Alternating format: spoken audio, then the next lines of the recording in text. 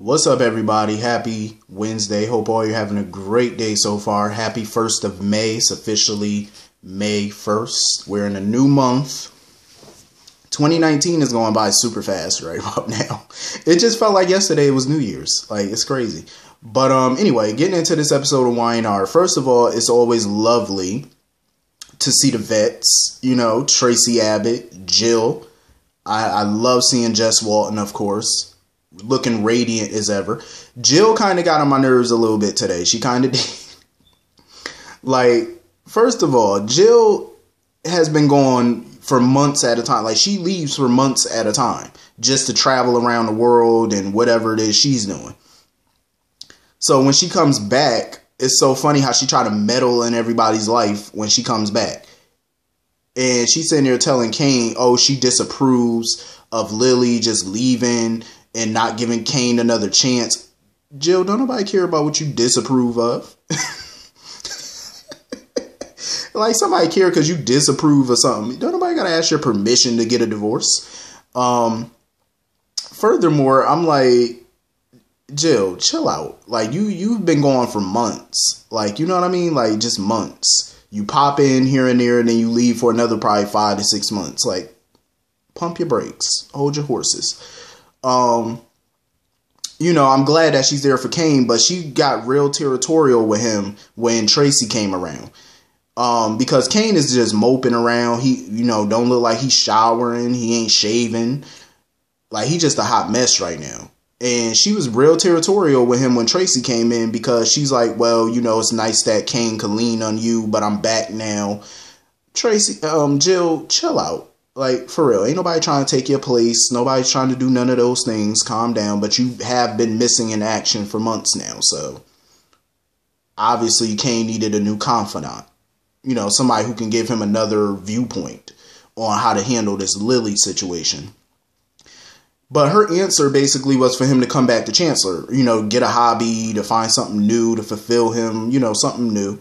But he was basically saying, no, I got the kids. And, you know, Jill had to remind him, yeah, you got the kids for now. But in a few weeks, they're going to be out of school, you know, moving with Lily and, you know, probably off to college soon.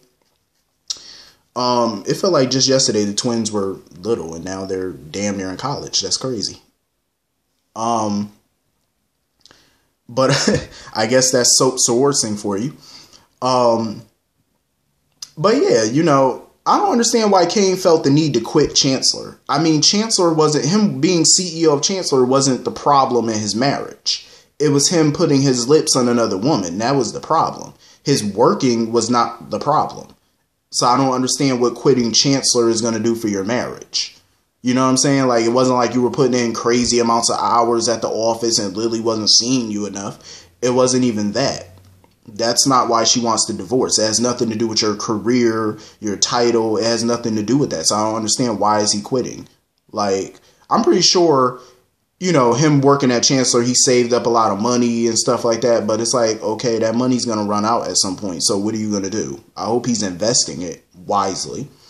But, I can't say that I blame Lily for wanting the divorce. It's been too much in their marriage, you know, and I can't blame all their marital issues over the years on just Kane, because Lily has done her fair share of things too to, you know, mess up the marriage. But Kane has done way more stupid stuff in breaking up this marriage. You know, all the lies over the years, the cheating. It's too much. You know what I'm saying? It's like, how much can a person take? How much can a marriage take? So I can't say that I blame Lily for just wanting a fresh start. And prison has changed her. You know, it's changed her. Prison will change anybody. I know some people saying, well, she only was in there for a couple months or a few months. You could be in there for 10 minutes. And trust me, you would know you don't want to be in there.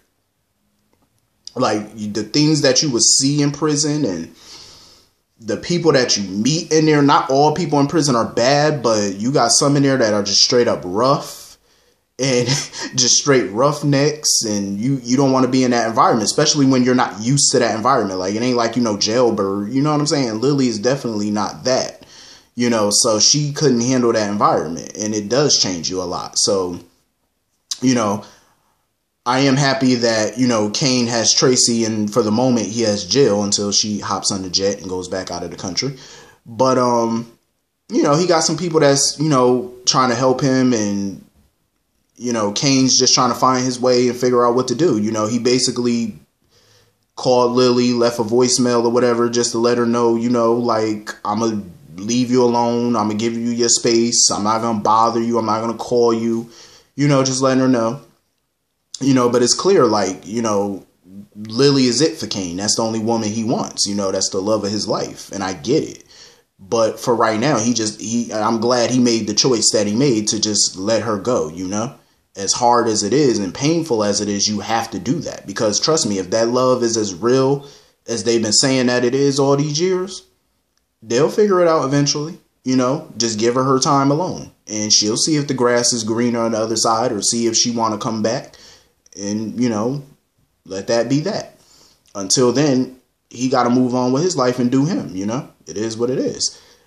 But I did love seeing, Jill and Tracy at Society having a good meal. I love Society. I love this new restaurant, this new hangout. It's a restaurant and a nightclub. I love it. It's a pretty dope hangout.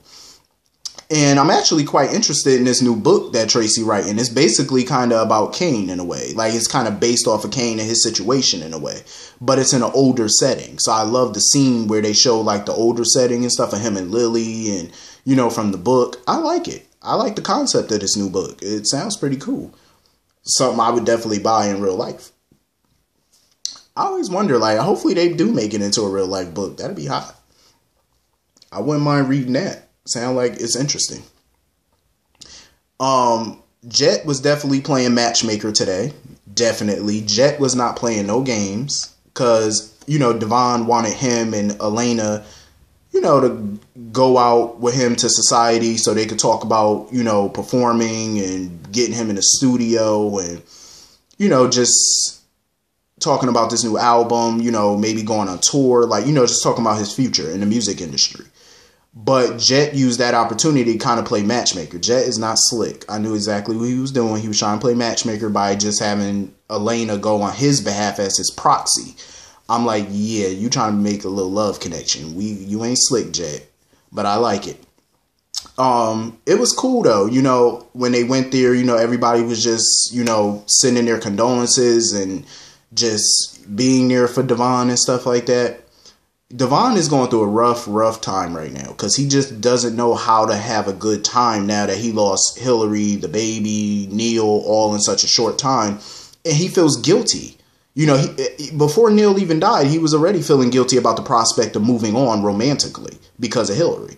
He was already feeling guilty about that. Now that Neil's gone, he's feeling even more guilt because he's like, even though he knows life doesn't stop just because Neil passed away, but he knows, like, I'm out here trying to move on with my life and have fun and be happy, but Neil and Hillary are gone, And he feels guilty about that, and I wish he wouldn't. I definitely understand where he's coming from, but he shouldn't feel guilty. Like, even when he was sitting there talking to Elena and stuff like that, and she was basically telling him about her life and stuff, she don't know who her dad is. I hate when a new character come on this show and they say they don't know who their dad is. Because usually when you don't know who your dad is, 9 times out of 10, the father is probably already on the show.